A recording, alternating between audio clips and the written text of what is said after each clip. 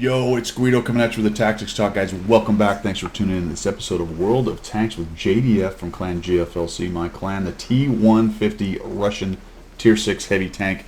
At this tier, he's in a Tier 6 and 5 battle. It's a lot like the Maus of Tier 6. It really is. It's got fantastic armor, hits hard for Tier 6, obviously. It really can put a sting on Tier 7s and 8s, but the good news for JDF is he is top tier, and he's only looking at 5s and 6s. And on the other side, the heaviest thing they have is a KV-1S. He's got a KV-2 and himself. He's headed into the town here on Live Oak, spawned into the south, and we're going to have an interesting little thing we're going to talk about here right at the beginning. But one of the reasons we play this game is so we can drive these big, smashy tanks that we can just get up in the face of the enemy and start handing out liberally tickets back to the garage, right? So JDF is going to start handing out tickets back to the garage. But first, we have an interesting thing that happens right here. You can see that he's headed on into town. And spotted over here is a PZ T-25 and a M4A1 that looks like he's derping. So JDF comes around the corner, and there's those two guys right there, a shot coming in. Now what I've done is I have minimized the damage models, or at least the explosion models, just so we can see where these things hit. The explosion doesn't become giant right here. That one obviously hits, no problem. So we cruise on in here, and the M4A1 is going to take a shot. And it is going to be about as close as you can get. I've looked at this several times. I downgraded the graphics so I can see where it hit. There goes a shot going out. Pretty quickly we're going to have a shot by the M4A1, which is going to be taken. And about right there. Alright, so it's inbound. See that little glowy guy coming on in here? We'll just go ahead and do this a couple of times. And look at this. He's just about behind the building, the back corner of the tank. Just watch as this comes in. And this is where a lot of the he shot me through buildings kind of stuff comes from. If I had a free camera, I could get back behind the tank, but you can see that actually there is a line of sight still. But it's only just, isn't it? Look at that. Back corner of the tank. Oh, I mean, this is as close as it gets. And I will tell you that sometimes I think the way the calculations are done on close shots like this, sometimes it's already decided it's going to hit the tank, and it's not really taking into account the corner of the building. I don't know how they do it. It's what it looks like to me. But at the same time, there is just that sliver of the tank sitting back behind here. The last meters of a shot kind of happen like that on the game, at least from the visual part, because I'm just going to go as slow as I can here. Unfortunately, I can't go any slower than that. You can see as it creeps forward, pretty quick the explosion is going to happen. And then you're going to see the rest of the streak come in. But look at that. I mean, it's just an absolute pixel, and boom. And that kind of jump from where it was to hitting is the thing that will confuse people, because if you continue on with this, look at that streak. I mean, it's going through the building at this point, isn't it? Or is it? It's hard to tell, right? Because I am centroid on the tank, so as I angle around, that's kind of the center of the tank, but that's not where it's hitting. It's hitting in the back. Boom.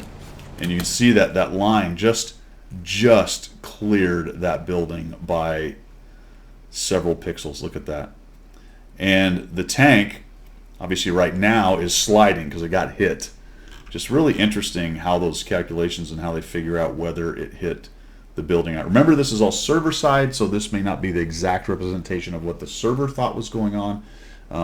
Actually, this is what your client thought was going on. What happened is what the server saw or did or whatever. So, and then it tries to visually represent it. But that's one of those things where wall hacks and cheaters and stuff come from. If you don't break it down and kind of understand a little bit, and my understanding is like this anyway, but if you don't even understand a little bit, you can really pretty quickly get into the conspiracy wall hack kind of stuff right there. So I just thought that was really interesting to sit and break down. But look at that line is.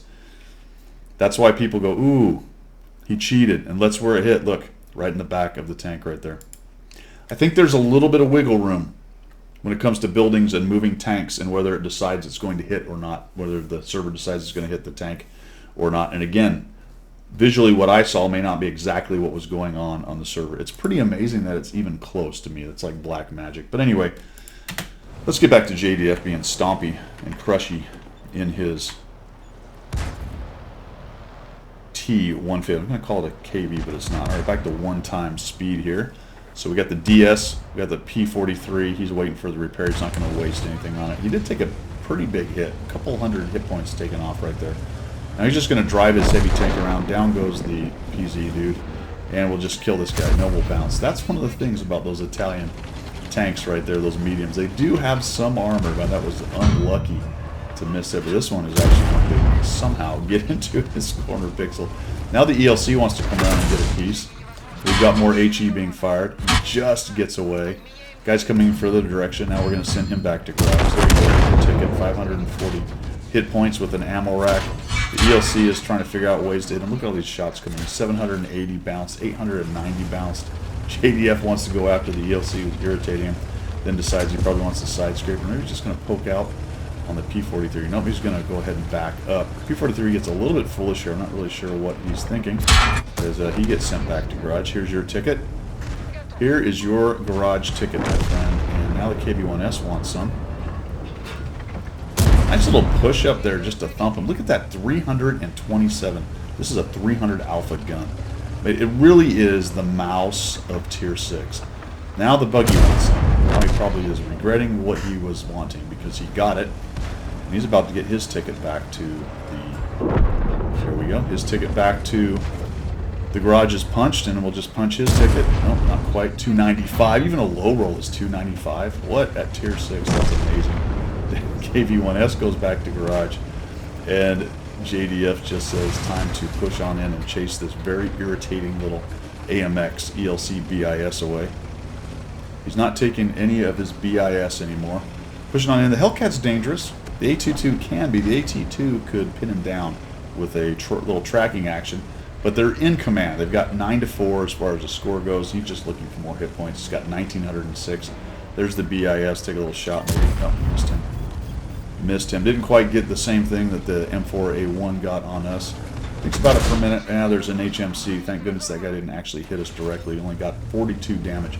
So now he's going to push in here, and he's looking for more hit points. Oh, there we go. There's a guy. He wants to give some hit points. That's the AT2. And that's the dangerous guy. He actually just pins this dude. I think that's a little over-angled. I don't know if I'd have given him that much side, but for whatever reason, he's not shooting. Assuming because probably he's firing the slower-firing HE gun. So come over here. He doesn't seem to be turning towards him. I don't quite understand that. I might have aimed on that. A nice careful aim might have taken that guy out. And now we've auto-aimed the poor PZ T25 who is in trouble. No, we'll switch over to this guy. We'll just send him back to garage. There we go. There's your ticket. Punch the ticket of the Type 64. Down goes the BIS. That's nice. Now all we've got is the Panzer T25. He gets away, and we've got the AT2 and the Hellcat. Actually, AT2 has died. Send that guy back to garage, and the Hellcat's going to die. And all of a sudden, we're at 2,615 damage, 1,460, 835 assist. And it's not even an ace tanker, guys. It's a class 1, if you can believe it. But a really well-played game with a really interesting thing at the beginning right there. I just wanted to point that out because it's a good illustration of where a lot of the hack kind of conspiracy things come from. One of the game situations where that can happen right there. But really well played there, JDF. Thanks for sending that in. Those are fun. I don't think you'd want every game to be that. Well, maybe you would, but it is fun to have that top tier heavy and just get in there and absolutely brutally stomp everyone into the ground. Didn't even really lose half hit points, just 1/3 of his hit points. All right, man. Thanks for sending that in. Appreciate everybody coming by and checking out my video. If you like what you saw, throw me a follow, subscribe, all that good stuff. If you're looking for other ways to support the channel, down below in the description, you will find plenty of those. That's all I've got. We'll see you later.